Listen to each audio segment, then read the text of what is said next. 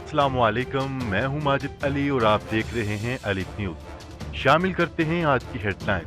नवाज शरीफ का नाम ईसीएल से निकलेगा या नहीं, फैसला आज होगा। वफाकी हुकूमत ने आइंदा इलेक्शन में बायोमेट्रिक लाने का अंदिया दे दिया। क्या दुबई में व्हाट्सएप कॉल पर पाबंदी खत्म होने वाली है? बड़ी खबर आ गई। अमरीकी ऐवान नुमाइंदागान में कश्मीरियों से मुतल्लिक अहम इजलास कब होगा? अहम तारीख सामने आ गई। रूस ने जोहरी आबदोज के जरिए बैनल बड़े आजमी बैलिस्टिक मिसाइल का कामयाब तजर्बा कर लिया। स्पेस एक्स ने 60 सैटेलाइट्स की पहली खेप मदार में रवाना कर दी। मकबूजा कश्मीर में भारतीय कर्फ्यू के 100 दिन मुकम्मल, दुनिया खामोश तमाशाई।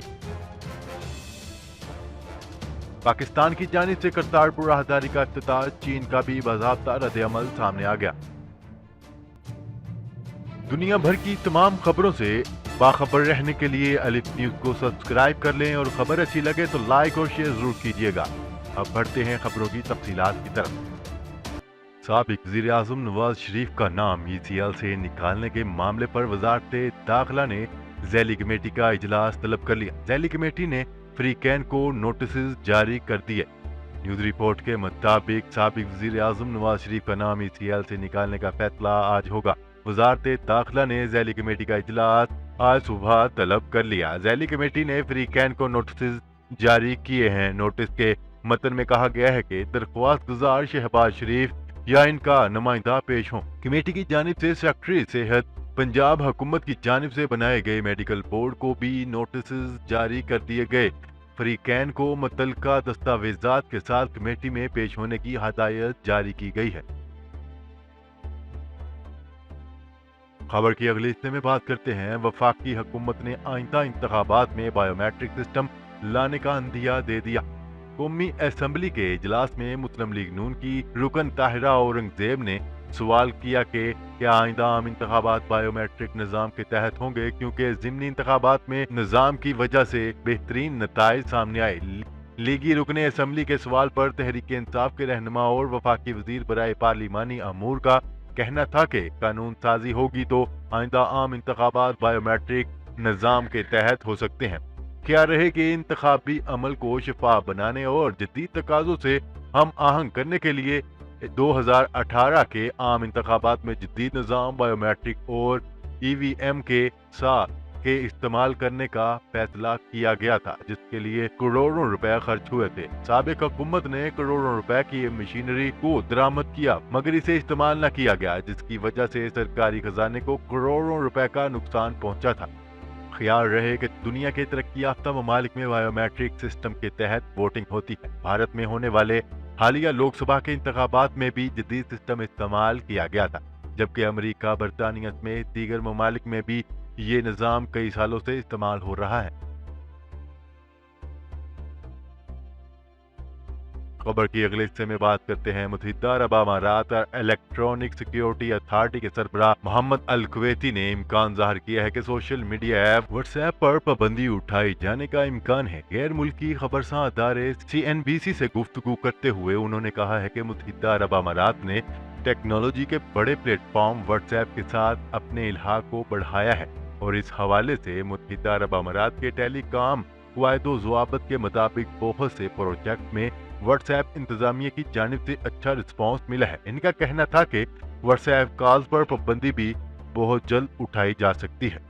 वाज़ेह रहे कि दुबई में स्काइप, फेसबुक कॉल्स और व्हाट्सएप समेत मुफ्त कॉल्स और वीडियो कॉल्स मुहैया करने वाली तमाम सोशल मीडिया ऐप पर पाबंदी है, ताहम इन प्लेटफॉर्म से मैसेजेस किए जा सकते हैं। खबर की अगले हिस्से में बात करते हैं। अमरीकी ऐवान नुमाइंदागान के Tom Lantos human rights commission का इजलास 14 नवंबर को होगा, जिसमें भारतीय जारहियत और मकबूजा वादी की ताज़ा सूरत हाल का जायजा लिया जाएगा। तफसीलात के मुताबिक Tom Lantos human rights commission के 14 नवंबर को होने वाले इजलास में मकबूजा कश्मीर में इंसानी हकूक की खिलाफ वर्जियों का जायजा लिया जाएगा। इजलास में कांग्रेस अरकान की बड़ी तादाद शरीक होगी।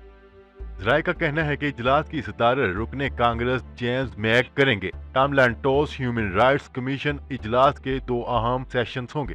پہلے سیشن میں مذہبی آزادی پر امریکی کمشنر بریفنگ دیں گے، جبکہ دوسرے سیشن میں کشمیر کے موجودہ حالات پر گواہان اور مبصرین شریک ہوں گے۔ اجلاس کے بعد ایوان نمائندہ خان کو کشمیر پر سفارشات ارسال کی جائیں گی۔ مقبوضہ کشمیر کی صورتحال پر یورپی پارلیمنٹ میں بھی اجلاس طلب کیا جا چکا ہے، لیکن مودی اپنی جارحیت سے باز نہیں آیا۔ عالمی دباؤ کے باوجود کشمیریوں میں کرفیو اور لاک ڈاؤن برقرار ہے۔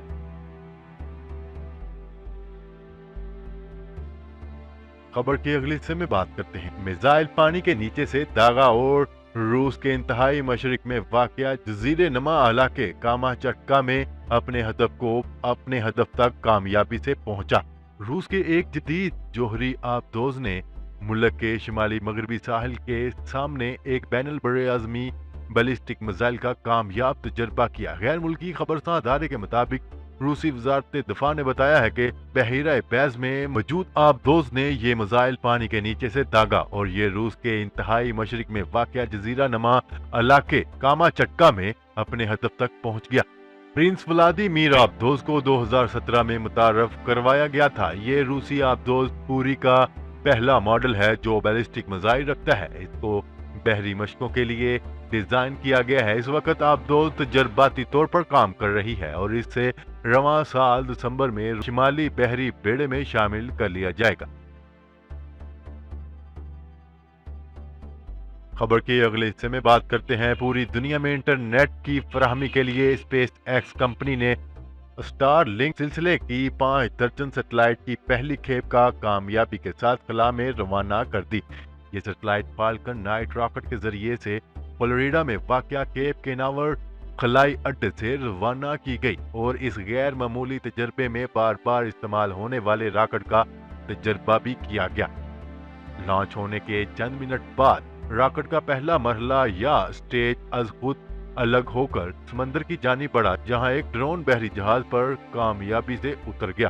آج اس راکٹ کی کامیاب پرواز سے پہلی مرتبہ ایک ہی راکٹ بوسٹر کو بار بار استعمال کیا گیا اور کل 4 مرتبہ ایک راکٹ استعمال کیا گیا، جو ایک بڑا اہم کارنامہ ہے۔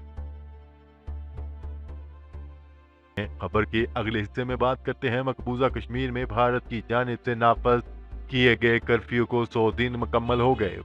وادی چنار کے باسی بے بسی کی تصویر بنے دنیا کی توجہ کے منتظر ہیں، جو کہ اب تک خاموش تماشائی کا کردار ادا کر رہی ہے۔ اس دنیا کی مناسبت سے عالمی برادری کی توجہ وادی چنار کی مخدوش حالت کی طرف مبذول کرانے کی آزاد کشمیر کی عوام سراپا احتجاج ہیں۔ عوام احتجاج ریکارڈ کرنے کے لیے شاہراہوں پر نکل آئے۔ مظاہرین نے سیاہ جھنڈے، بینرز اور پلے کارڈ اٹھا رکھے تھے جن پر بھارت کے کشمیریوں پر ظلم کے خلاف نعرے درج تھے۔ سراپا احتجاج عوام کا کہنا ہے کہ ہمارے ہزاروں بے گناہ نوجوان مقبوضہ کشمیر میں بھارتی قید میں ہیں۔ مظاہرین کا کہنا تھا کہ مقبوضہ کشمیر میں خوراک اور ادویات کی قلت ہے، مگر دنیا خاموش ہے۔ بچوں کو دودھ نہیں مل پا رہا، جو کہ منظم نسل کشی کے مترادف ہے۔ کیا رہے کہ مقبوضہ کشمیر میں بھارتی بربریت کے خلاف آواز اٹھاتے ہوئے عوام کا کہنا تھا کہ 100 دن سے مقبوضہ کشمیر میں انسانی حقوق پامال ہو رہے ہیں، مگر دنیا خاموش ہے۔ مظاہرین نے مطالبہ کیا کہ عالمی برادری کشمیریوں سے حق خود ارادیت کا وعدہ پورا کرے۔ خبر کے اگلے اور آخری حصے میں بات کرتے ہیں۔ چین نے کرتارپور راہداری کا خیر مقدم کرتے ہوئے کہا ہے کہ یہ پاکستان کا تعلقات میں بہتری کے لیے اچھا اقدام ہے۔ پاک بھارت جنوبی ایشیا کے اہم ترین ملک ہیں۔ باہمی ہم آہنگی نہ صرف فریقین کے مفاد میں ہے بلکہ دنیا کے مفادات بھی وابستہ ہے۔ چین کو امید ہے کہ فریقین اختلافات بہتر طریقے سے نمٹائیں۔ چین افغان امن عمل کے لیے ہر ممکن مدد کی فراہمی کے لیے تیار ہے۔ تفصیلات کے مطابق چینی وزارت خارجہ کے ترجمان گینگ شوانگ نے معمول کی پریس بریفنگ میں میڈیا سے بات کرتے ہوئے کہا ہے کہ بھارت کے ساتھ دوستانہ تعلقات کو فروغ دینے کے لیے پاکستان کی طرف سے ایک اچھا اشارہ ہے۔ گینگ شوانگ نے مزید کہا کہ پاک بھارت دونوں ہی جنوبی ایشیا کے اہم ترین ملک ہیں۔ کنگ شوان نے مزید کہا کہ پاک بھارت دونوں ہی جنوبی ایشیا کے اہم ملک ہیں۔ باہمی ہم آہنگی کے ساتھ رہنا دونوں ممالک کے بنیادی مفادات میں ہے اور یہ عالمی برادری کی مشترکہ توقع بھی ہے۔ امید ہے دونوں فریقین خیر سگالی کی ترجمانی کرتے اسی سمت آگے بڑھتے رہیں گے، اختلافات کو مذاکرات سے نمٹائیں، تعلقات بہتر بنائیں اور مشترکہ طور پر علاقائی امن و استحکام کی حفاظت کریں۔ جی تو ناظرین، آج کے لیے اتنا ہی۔ مزید خبریں لے کر بہت جلد آپ کی خدمت میں حاضر ہوں گے، تب تک کے لیے اپنا خیال رکھیے گا۔ اللہ نگہبان۔ پاکستان زندہ باد، پاکستان آرمی پائندہ باد۔